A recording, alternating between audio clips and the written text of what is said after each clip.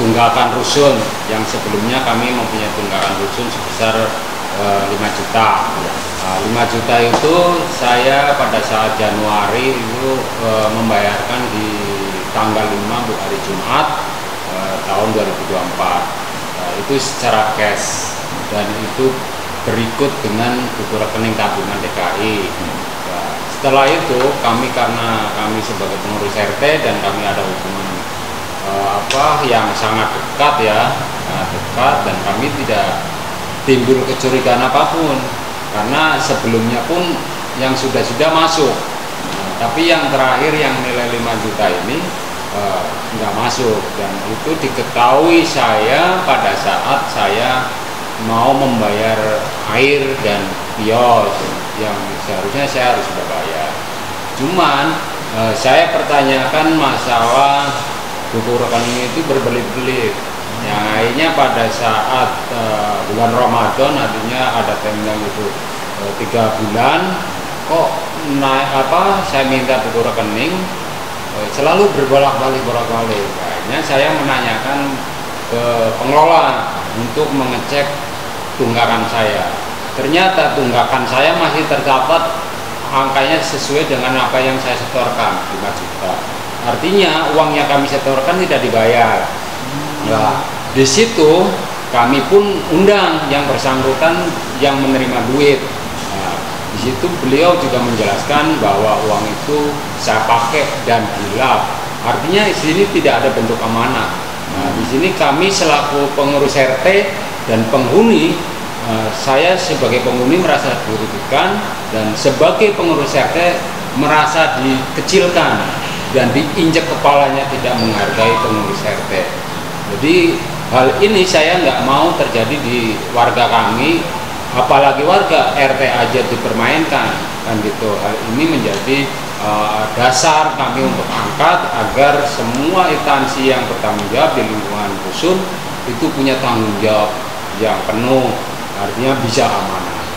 Nah, ini pun kami tidak serta-merta menyampaikan ke warga kami agar ini juga berita nggak sampai ke warga, tapi kami berikan ruang dari Januari sampai dengan bulan Mei dan Ramadan itu beliau mau menjanjikan untuk dibayar dan sampai dengan hari ini beliau tidak juga untuk membayarkan. Maaf, beliau itu siapa? Apa petugas? Petugas pengelola rusun. Kalau boleh tahu inisialnya siapa? Nama? Inisialnya PSK ya. Gitu. Udah lama kerja di sana, Pak? Sudah cukup lama. Dia pria apa wanita? Pria. Iya. Usia sekitar? Usianya ya sekitaran 30 lah. Kalau dia pengelola rusun itu sehari-harinya tugasnya di bidang apa, Pak? Kalau boleh tahu? Ya di bidang administrasi kemungkinan ya, admin kira-kira itu. Dan beliau cukup lama menjadi pegawai di rusun, dari Komarudin sampai ke sini pun masih beliau, dan kedekatan emosionalnya itu sangat dekat. Makanya kami pun mengangkat ini juga enak tapi mesti kami angkat. Karena apa? RT aja dimainin, apalagi warga gitu. Kejadiannya itu di rusun yang baru ini apa yang rusun Komarudin? Rusun PIK. Rusun PIK yang baru ini ya? Tower berapa, Pak? Tower C3. Tower C3 ya? RT3 RW20. Jadi ada RT berapa tadi? RT3 RW20. RW20. Ya. Terus maaf, satu lagi saya mau nanya tuh itu kejadian itu kesemuanya apa cuma Bapak doang yang kejadian selama ini? Ya, karena ini saya pribadi, jadi saya tahu itu permasalahan saya. Jadi saya tahu di permasalahan saya dan akhirnya karena kami sebagai pengurus RT, saya mesti ungkap hal ini, jangan sampai warga kami pun sama seperti saya. Tapi setahu Bapak belum ada korban-korban selain Bapak ya? Gitu. Saya belum tahu. Saya belum tahu. Tadinya kan udah ada itikat baik dari yang mengambil uang ini mengembalikan. Ternyata sampai saat ini belum menerima uang kembaliannya, Pak ya? Belum. Jadi beliau setelah kami angkat permasalahan ini dan kami pun mengirim WA untuk ke pimpinan UPRS 8, beliau pun langsung respon. Beliau akan menindaklanjuti untuk menyelesaikan permasalahan ini. Dan saya boleh, artinya itu diselesaikan, karena emang itu tanggung jawab dia harus diselesaikan.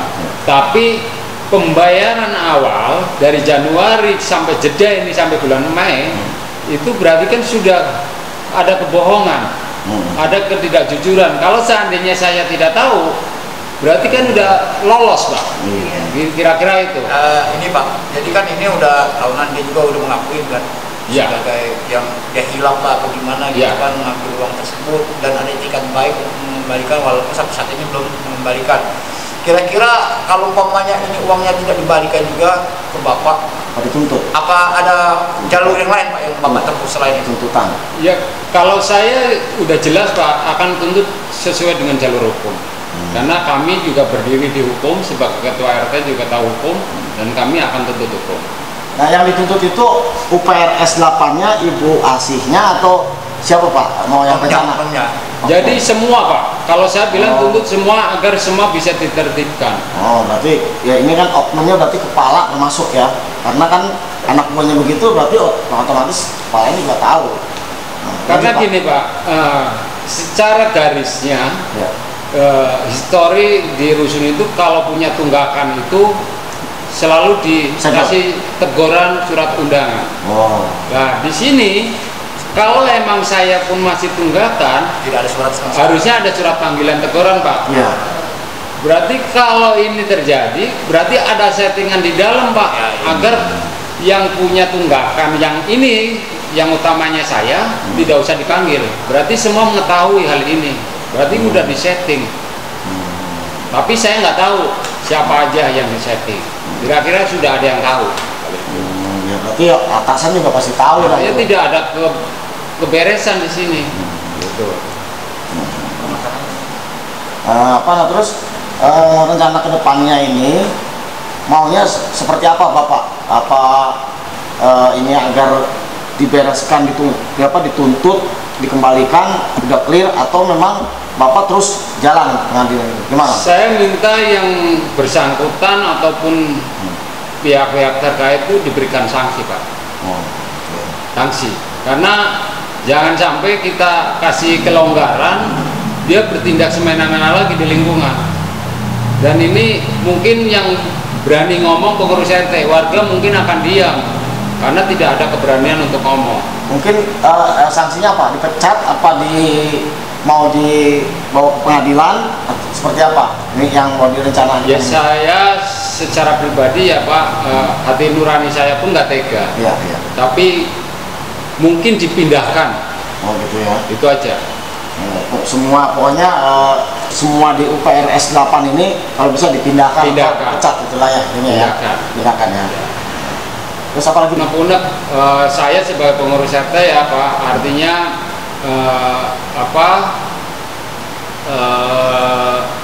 menyerap aspirasi warga saya juga, artinya penghuni rusun itu punya hak yang sama, dan halaman rumah unit itu kan hanya sebatas 1 meter atau 1,5 meter.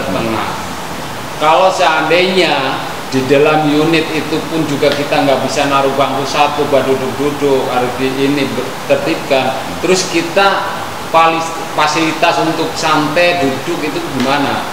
Jadi hal itu juga harus diberi kelonggaran. Jangan kita sudah sewa tapi banyak sekali aturan yang harus diikutin, seolah-olah kita tidur itu gratis. Kita sewa tapi mau berbuat sesuatu ada batasan, ada kegiatan harus izin, mau tahlilan harus izin, pengajian harus izin. Ini kan jadi dipersulit ya, dipersulit izin. Itu izinnya kemana Pak? Ke pengelola. Kita ya aturan itu keluarnya dari mana? Apa dari pengelolanya atau dari pengelola, dan kita harus bersurat Pak sebagai pengurus RT. Ada ini nggak? Maaf, katakanlah ada uang sopokan. Nggak ada Pak. Ada. Jadi hanya surat aja. Surat aja. Nah, surat itu bisa dikabulkan atau tidak? Apa seperti apa? Apa bikin beratnya seperti apa? Apa berat bikin surat itu? Gimana? Jadi surat itu bentuknya permohonan Pak untuk kegiatan. Nah, terus? Jadi kalau RT ini kan sebenarnya juga punya hak untuk membuat kegiatan. Dan RT itu punya wilayah yang harusnya lingkungan itu diatur oleh wilayah tertentu, kan gitu. Jadi kalau RT juga nggak punya hak untuk mengatur lingkungan itu, ya seolah-olah RT nggak punya wewenang. Ya contoh, ada tindak lanjut sidak, tapi kadang-kadang RT pun tidak ada pemberitahuan. Tiba-tiba unit ini udah disegel, unit ini udah segel. Contoh, warga saya kemarin baru 1 hari ini unitnya disegel. Padahal warga itu sudah melaporkan ke pengurus RT, beliau mau pulang kampung. Dan unit ini juga belum ada pembayaran, masih gratis. Kenapa penyegelan itu juga dilakukan? Kalau itu emang unit itu kosong dan memang secara sengaja dikosongkan, nggak ditinggalkan begitu aja, mungkin boleh disegel. Ya ini kan ada laporan RT juga sudah melaporkan bahwa orang tersebut pulang kampung karena ada sesuatu hal, walaupun pulang kampung itu kan juga cukup lama, ini yang hampir 1 tahun tuh, tapi emang urusannya belum selesai. Jadi mohon untuk juga dilonggarkan kebijakan-kebijakan itu. Kalau kesahnya dari pengurus RT Pak menyangkut sidak tadi kan, yang terjadi di warga Bapak itu, apa udah disampaikan ke pengelola sendiri melalui baik tulisan maupun secara lisan? Begitu sidak, sore harinya saya langsung tindak lanjutin Pak. Tapi menurut beliau 15 hari berturut-turut tidak ditempatin, mesti disegel. Menurut beliau. Tapi kan sebelumnya sudah kami konfirmasi.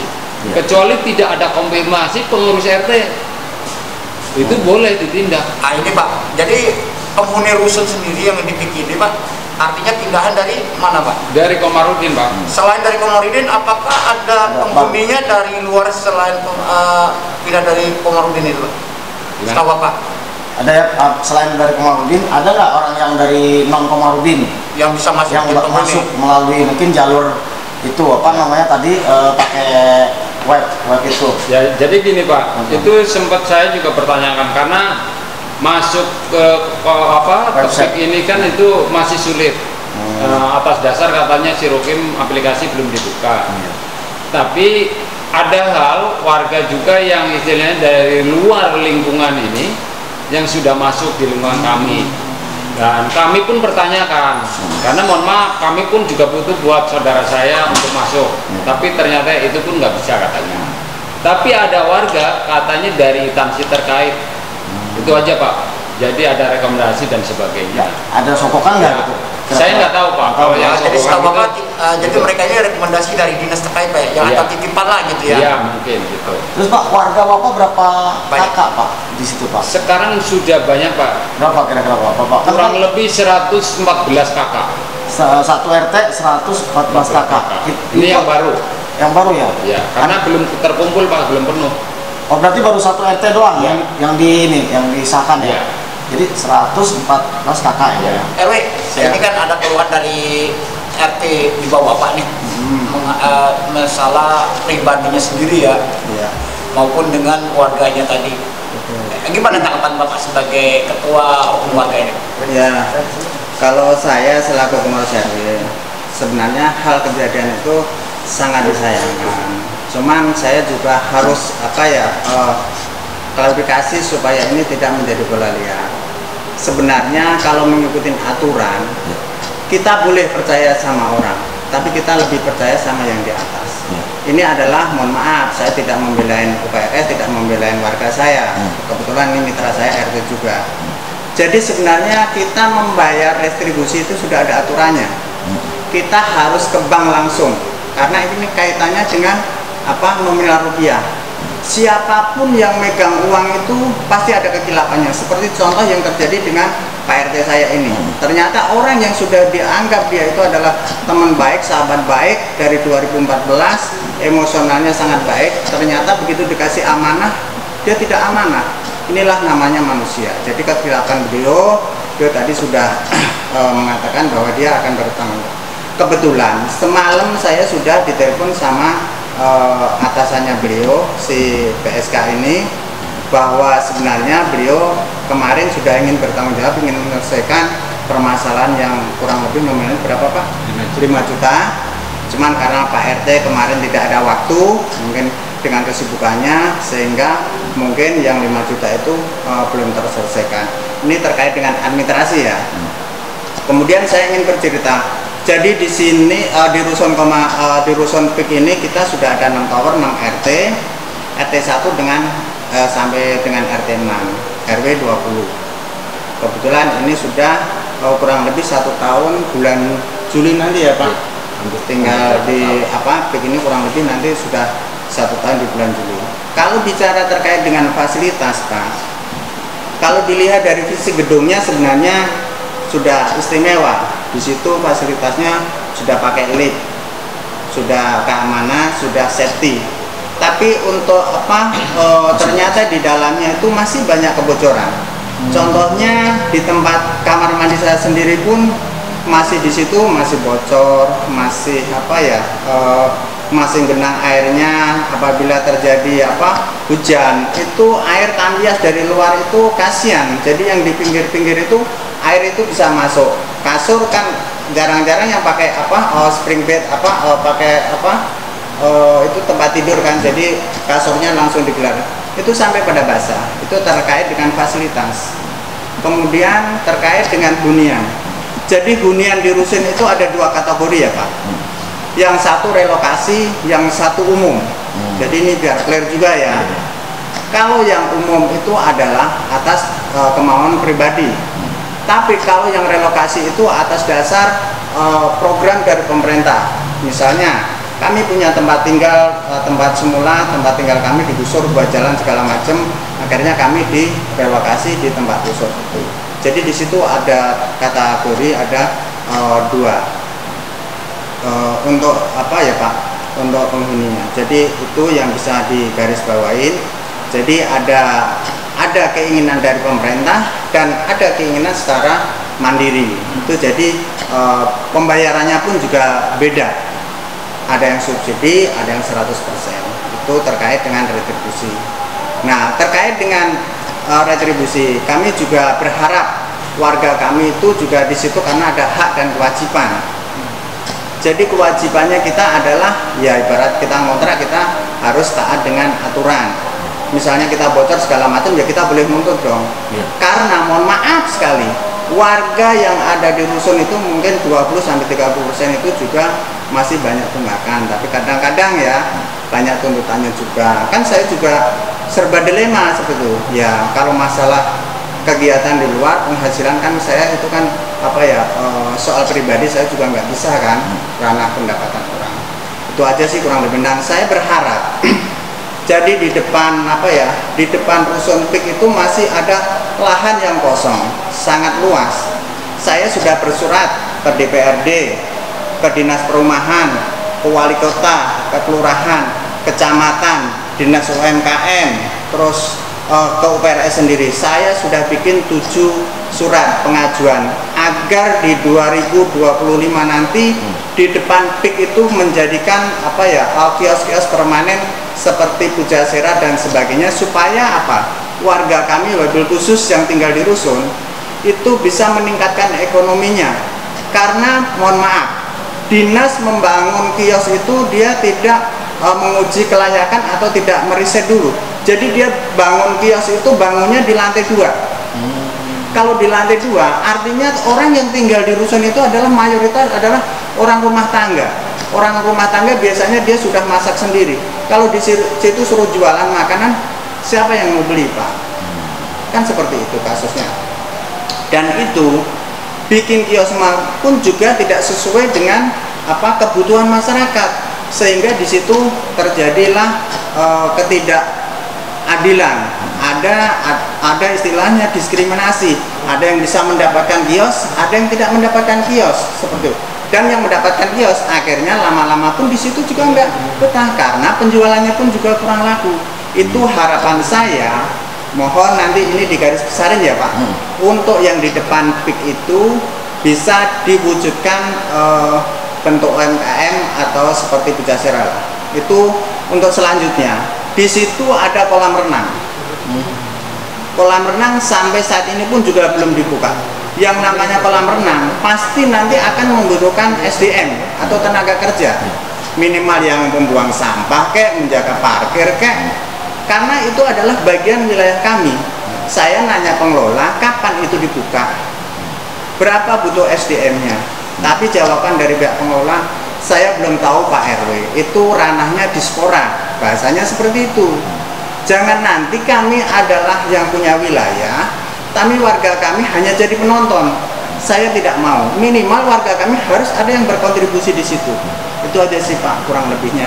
Ya, terima kasih. Pertanyaan saya gini Pak, apakah semua yang Bapak tadi sampaikan udah pernah ditindaklanjuti? Lanjuti belum Pak? Kalau yang untuk tempat usaha belum. Ya? Karena bersurat kemarin tembusan yang ke anggota dewan pun juga baru minggu kemarin saya antar kan, baru 2 minggu berjalan ini kan, saya juga harus sabar. Cuman kalau yang untuk bocor biasanya sudah langsung di TL, tapi kan tidak sesuai dengan saya mintanya dibongkar, tapi di situ cuma dinat saja. Saya kebutuhan saya nggak dinat karena air itu tidak berjalan. Ngapain harus dinat kan gitu loh? Maunya saya dibongkar supaya air itu mengalir gitu loh. Itu cuma dinat aja, akhirnya malah jadi berantakan kamar mandi saya. Terus kalau yang untuk bocor-bocor di samping itu, karena proyek ini saya juga belum tahu persis. Saya selalu kejar ke pengelola, katanya itu belum serah terima, itu masih tanggung jawabnya kontraktor, bahasanya seperti itu. Kan nggak tahu. Kalau saya penghuni itu bocor ya bagaimana caranya, solusinya itu aja ya Pak. Nah terus terakhir Pak, apakah tuntutan Bapak sama dengan pihak dari RT atau seperti apa terhadap pimpinan pengelola UPRS 8 di Kuasi ini atau para pengelola, seperti apa Pak? Apakah ada tuntutan? Ya bagi kami ya untuk kedepannya apa yang sudah dilakukan sama Pak RT supaya ini adalah pembelajaran bagi pengelola supaya tidak berulang dengan Pak RT yang lain atau warga-warga yang lain. Mohon maaf apa yang disampaikan Pak RT tadi kan mungkin warga sebagian besar kan tidak berani mengungkapkan permasalahan-permasalahan di depan publik kan. Ya, mungkin ngomongnya cuma di belakang segala macam. Nah, kami selaku perwakilan dari warga di situ ya mau nggak mau harus kita sampaikan kepada yang berwajib. Berarti intinya Bapak mendukung ya yang istilahnya ibaratnya dipecat lah atau dipindahkan gitu ya. Kalau dipecat itu wewenangnya kepada atasan ya. Cuman kan kata Pak RT tadi kan dia juga punya hati nurani karena kan mohon maaf ya kami ada toleransi atau segala macam. Kalau masalah putus hubungan kerja itu adalah urusan yang di atas. Tapi kalau proses kesalahan ya tetap harus berlanjut. Seperti itu aja sih Pak. Pak, izin Pak. Tadi kan Bapak kan menyampaikan ke media ini bahwa untuk mendapatkan menjadi penghuni rusun ini ada 2 cara. Betul. Yang pertama cara relokasi dan yang kedua ada secara umum. Setahu Bapak sebagai sebagai ketua RW yang ada di rusun itu, apakah untuk secara umum ini udah terbuka?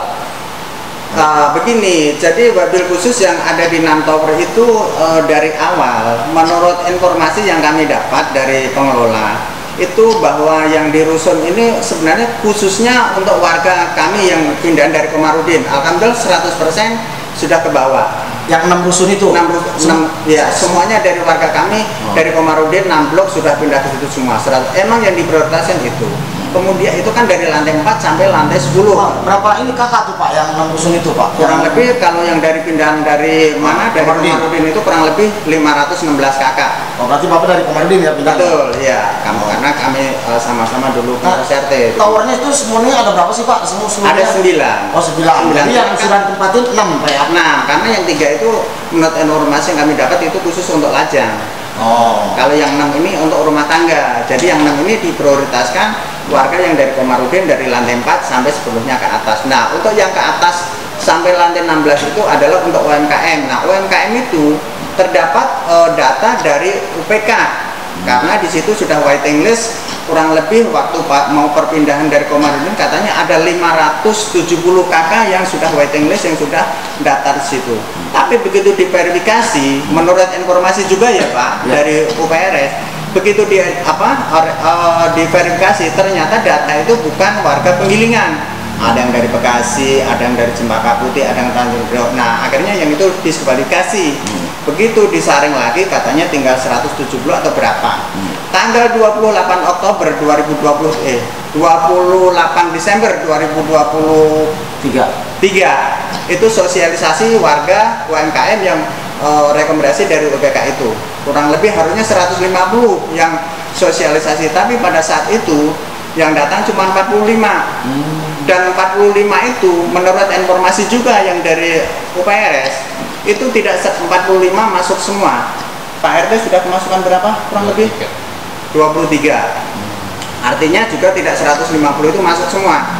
Karena ada keberatan, karena syaratnya tinggal di rusun itu minimal harus ngasih jaminan deposit 3 bulan ke depan. Kalau misalnya 1 bulannya itu 700, minimal kita harus nabung 2.100.000 buat deposit 3 bulan ke depan. Itu yang secara umum ya Pak. Nah, untuk terkait dengan susah masuk atau enggak, yaitu karena menurut informasi yang di PIK ini adalah sudah waiting list untuk warga yang di sekitar rusun itu, makanya di situ tidak dibuka untuk sirukim. Itu aja sih ya, itu yang informasi yang saya dapat ya. Itu aja sih Pak. Pak, setahu Bapak sebagai ketua RW ini Pak, izin kalau untuk menjadi penghuni ini ada nggak info atau desas-desus ada permainan Pak?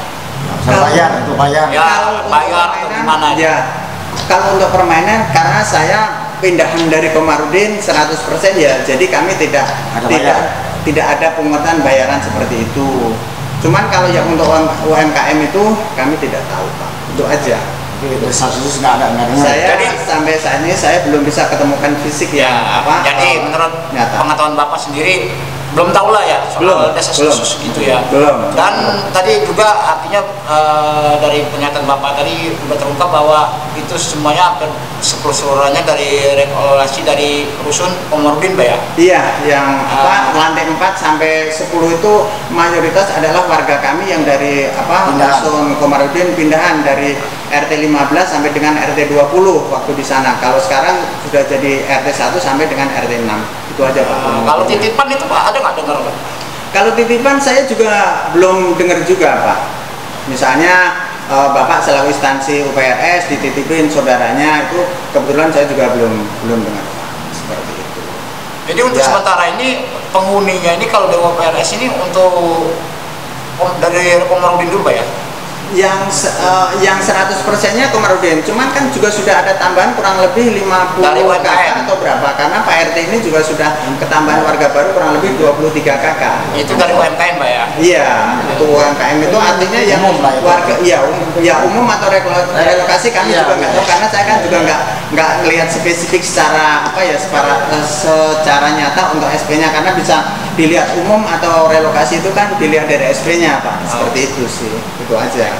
Tadi untuk tenaga kerja sendiri Pak, tadi kan memang bagus sih permintaan dari Bapak ya sebagai istilahnya pimpinan di lingkungan sendiri ya. Kalau perlu warganya sendiri ya, warga di rusun itu yang utamakan untuk menjadi PLGLP lah, apa sebagai apa untuk ada pemasukan untuk warganya kan. Oh iya dong. Itu ada tanggapan belum Pak secara resmi? Ya, kalau setiap kita rapat sama pengelola, bahasa beliau adalah Pak RW, mohon maaf, kita sudah upayakan warga rusun itu adalah 70% itu adalah warga rusun.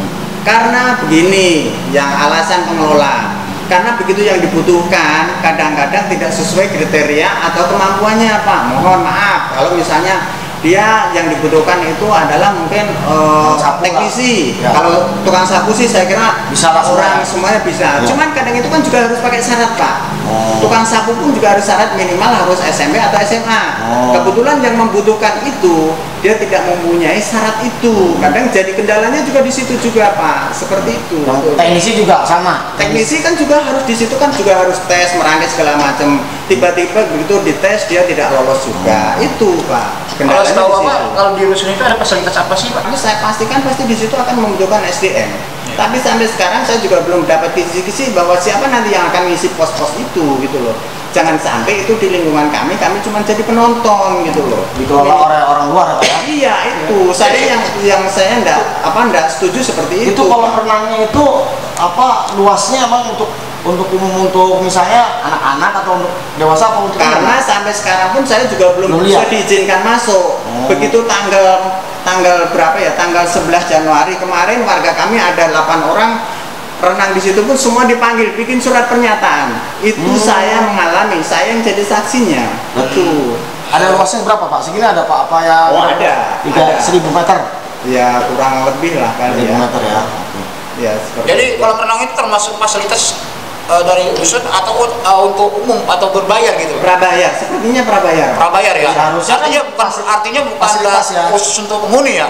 Bukan. Kalau saya lihat apa ya, sketchnya itu prabayar. Prabayar ya. Prabayar gitu. Karena itu gedungnya itu misah, satu gedung misah. Seperti itu. Jadi bukan untuk fasilitas biasa kan? Itu udah include fasilitas warga ya? Bukan seperti kayak di apartemen itu. Nah, iya. Itu karena gedungnya misah. Oh, jadi warga juga penghuni harus bayar juga kalau mau. Sepertinya seperti itu Pak. Ya karena kita juga sampai dengan saat ini juga belum mendapat kepastian yang pasti seperti itu. Betul. Mungkin ada keluhan-keluhan lain Pak dari Bapak sendiri sebagai pimpinan wilayah ini selama sana. Ya kalau keluhan kami ya kadang keterlambatan men-TL sesuatu komplainan yang dari warga. Karena sekarang begini, kita semuanya administrasi itu harus melalui UPRS. Contoh, kita beli token itu kita tidak bisa sembarangan. Kita beli token pun kita harus ke pengelola. Kalau misalnya kita mohon maaf, kadang kan penghuni semuanya tidak punya Android. Kalau yang lansia segala macam, itu dengan segala cara dia juga harus minta tolong sama warga saudaranya atau tetangga. Itu kan akhirnya juga agak merepotkan juga sebenarnya kan Pak gitu loh, seperti itu. Karena kita harus punya saldo segala macam. Kalau di Komarudin dulu kita mau beli di mana aja kan bebas. Seperti itu aja sih untuk kesulitan. Ya sama itu aja agak terlambat penindaklanjutannya, misalnya ada komplainan itu aja. Satu pertanyaan terakhir Pak. Baik. Untuk Pak RW, harapannya sebagai warga rusun maupun sebagai pimpinan RW di sana gimana? Ya, kami selaku pengurus RW agar segala sesuatunya misalnya ada miskomunikasi, ayolah kita jalankan bareng-bareng, kita saling bersinergi. Karena kita tidak bisa jalan sendiri-sendiri. Kita selaku pelayan warga kami, pelayan RT dan warga. UPRS sama, dia adalah pelayan, semuanya adalah pelayan, kita adalah melayani. Jangan seolah-olah saya RW saya harus jadi penguasa di situ. Di situ pengelola harus jadi penguasa di situ. Enggak, pengelola RW RT itu adalah satu kesatuan yang bisa bersinergi untuk memajukan lingkungan itu sendiri sih Pak. Harapan saya seperti itu aja. Terima kasih.